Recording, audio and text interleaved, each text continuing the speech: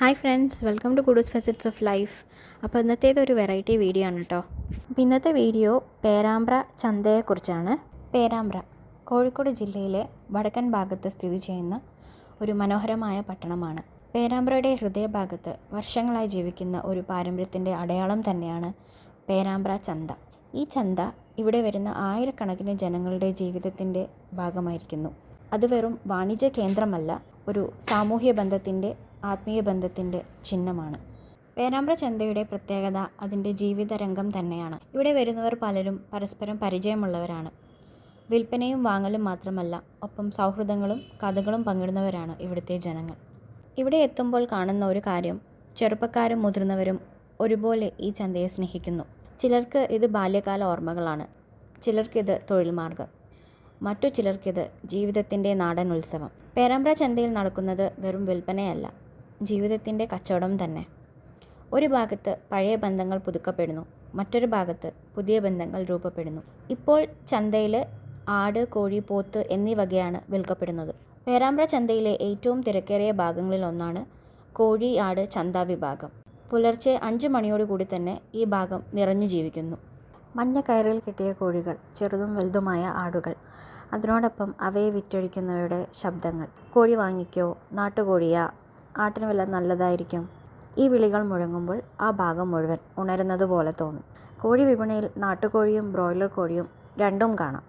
നാട്ടുകാരുടെ മനസ്സ് എപ്പോഴും നാട്ടുകോഴിയിലേക്കാണ്, കാരണം അതിൻ്റെ രുചിയും ഉറപ്പും വേറെയാണല്ലോ. വ്യാപാരികൾ കൂടുതലും നാട്ടിന്മേൽ നിന്നുള്ളവരാണ്. ചിലർ വടകരയിൽ നിന്നും, ചിലർ ബാലുശ്ശേരിയിൽ നിന്നും, മണ്ണാർക്കാട് ഭാഗങ്ങളിലെയും ചെറു കർഷകരും. ചന്തയുടെ പാരമ്പര്യ രീതിയിൽ പലരും ഇപ്പോഴും തൂക്കുകല്ലും പഴയ ത്രാസും ഉപയോഗിച്ചാണ് വിലയിടപാട് നടത്തുന്നത്. വാങ്ങുന്നവർ വില പേശും, വിൽക്കുന്നവർ ചിരിച്ചുകൊണ്ട് പ്രതിവാദിക്കും. ഇതാണ് ചന്തയുടെ ജീവൻ. ആട്ടിൻ ചന്തയും അത്ര തന്നെ ആവേശകരമാണ്. ചെറിയ കുടിലുകളിലായി തണലിട്ട് ആടുകളെ കെട്ടിവയ്ക്കും. ചിലത് നാട്ടിൻപുറങ്ങളിൽ നിന്നുള്ള ദേശീയ ഇനം ആടുകൾ, ചിലത് തമിഴ്നാട്ടിൽ നിന്നെത്തിയ വലുപ്പമുള്ള ഇനങ്ങൾ. ആട്ടിൻ തല, വലുപ്പം, വളർച്ച എല്ലാം വില നിശ്ചയിക്കുന്ന ഘടകങ്ങളാണ്. വിലയിടപാട് എപ്പോഴും ത്രസിപ്പിക്കുന്നതായിരിക്കും. ഒരാൾ പറയുന്ന വിലയിൽ മറ്റൊരാൾ ചൊടി ചൊല്ലും. ചിലപ്പോൾ വിൽപ്പനക്കാരും വാങ്ങുന്നവരും തമ്മിലുള്ള ചെറു ഹാസ്യങ്ങൾക്കും വാക്കേറ്റങ്ങൾക്കും ഇടയാകും. പക്ഷേ അതിൽ കോപമില്ല, ആ നാട്ടിൻപുറത്തിൻ്റെ രസമാണ് അതിൽ. ചന്തയിലെ ആടുവിൽപ്പനയിൽ ചിലരുണ്ട് 30-40 വർഷത്തെ പരിചയമുള്ളവർ. അവരുടെ മുഖം കണ്ടാൽ തന്നെ ആട്ടിൻ ആരോഗ്യം പറയാനാകും.